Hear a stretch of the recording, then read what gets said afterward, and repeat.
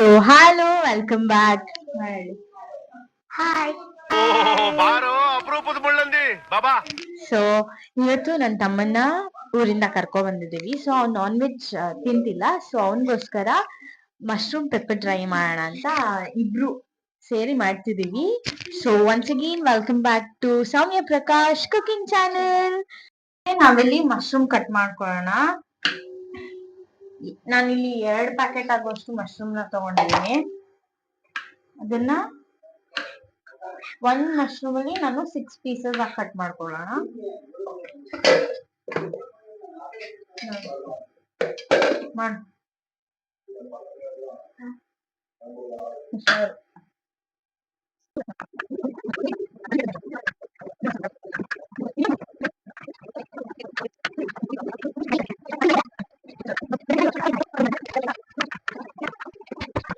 ಈಗ ನಾವು ಯಾವ್ದೇ ಇಂಗ್ರೀಡಿಯೆಂಟ್ಸ್ ನ ತೋರಿಸ್ತಾ ಇಲ್ಲ, ಹಾಗೆ ಡೈರೆಕ್ಟ್ ಆಗಿ ಮಾಡ್ಕೋತಾ ಇದೀವಿ. ಫಸ್ಟ್ ನಾನು ಇಲ್ಲಿ ಅರ್ಧ ಕಪ್ ಆಗುವಷ್ಟು ಮೈದಾನ ತಗೊಂಡಿದ್ದೀನಿ, ಹಾಗೆ 1/4 ಕಪ್ ಆಗುವಷ್ಟು ಕಾರ್ನ್ಫ್ಲೋರ್ ನ ತಗೊಂಡಿದ್ದೀನಿ. ಕ್ರಿಸ್ಪಿನೆಸ್ಗೋಸ್ಕರ ಕಾರ್ನ್ಫ್ಲೋರ್ ನ ನಾವು ಇನ್ಕ್ರೀಸ್ ಕೂಡ ಮಾಡ್ಕೊಬಹುದು. ರುಚಿಗೆ ತಕ್ಕಷ್ಟು ಉಪ್ಪು ಮತ್ತೆ ಒಂದು ಅರ್ಧ ಟೇಬಲ್ ಸ್ಪೂನ್ ಆಗುವಷ್ಟು ಅಚ್ಚ ಖಾರದ ಪುಡಿ.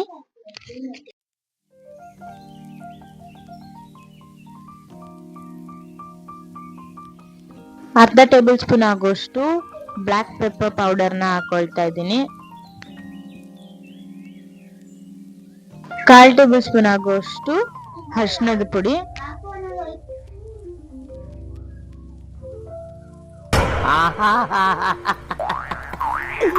ಏನೋ ಕಂದಲೆ, ಏನೋ ಏನೋ ಏನೋ ಏನ್ ಸ್ಮಾರ್ಟ್ ಆಗಿದೆಯಲ್ಲಿ. ಆಫ್ರಿಕಾದಿಂದ ನಡ್ಕೊಂಡೇ ಬಂದ್ಬಿಟ್ಟಿಯೇನೋ. ಈಗ ಅದನ್ನ ಒಂದ್ ಸ್ವಲ್ಪ ನೀರ್ ಹಾಕೊಂಡು ಒಂದು ಬ್ಯಾಟರ್ ತರ ಬರೋವರೆಗೂ ಮಿಕ್ಸ್ ಮಾಡ್ಕೊಬೇಕು.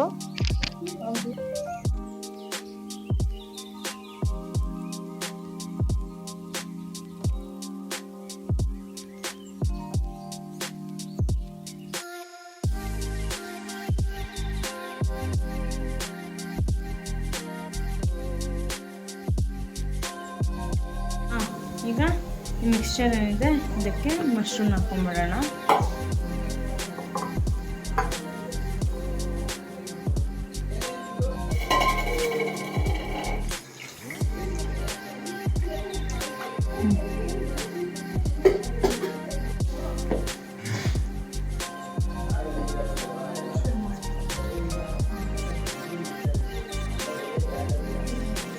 ನೀವು ಎಕ್ಸ್ಟ್ರಾಕ್ಟೆಡ್ ಮಶ್ರೂಮ್ ತಗೊಂಡಿಲ್ಲ, ಅದ್ರ ಮೇಲೆ ನಿಮಗೆ ಮಸಾಲ ಎಲ್ಲ ಹಾಕಿ ಡಿಪೆಂಡ್ ಆಗುತ್ತೆ.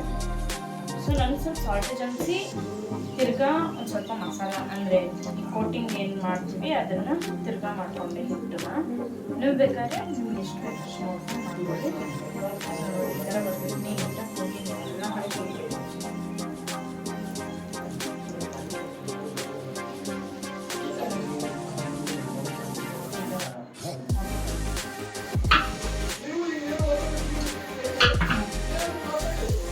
ಕಾಯ್ದು. ಸೊ ಈಗ ಹಂಗೆ ಹಾಕೋಣ.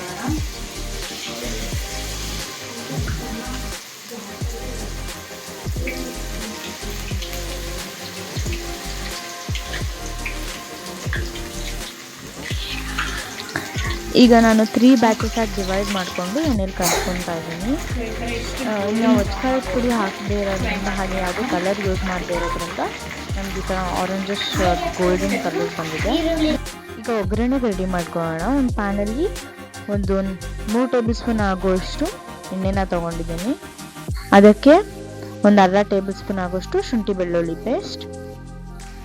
ಶುಂಠಿ ಬೆಳ್ಳುಳ್ಳಿ ಪೇಸ್ಟ್ ಫ್ರೈ ಆದಮೇಲೆ ಕರಿಬೇವನ್ನ ಹಾಕೊಳ್ಳೋಣ.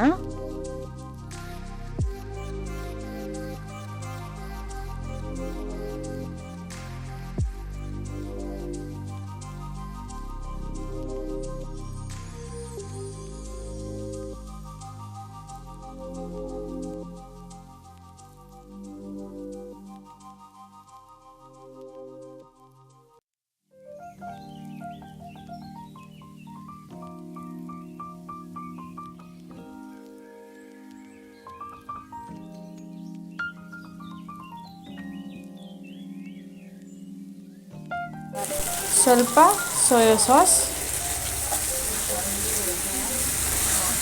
ಬಿಡು ಬಿಡು ಆರ್ಯ. ಸರಿ.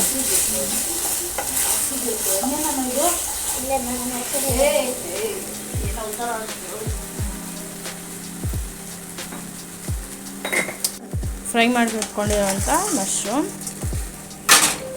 ಬಿಡು. ಮಿಕ್ಸ್ ಮಾಡಿಸೋಷ್ಟು ನನಗೆ ಒಂದೊಂದು ತಿನ್ಬೋದು.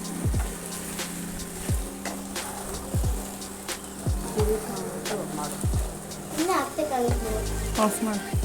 ಸೊ ನೆಕ್ಸ್ಟ್ ಈಗ ಸ್ವಲ್ಪ ಪೆಪ್ಪರ್,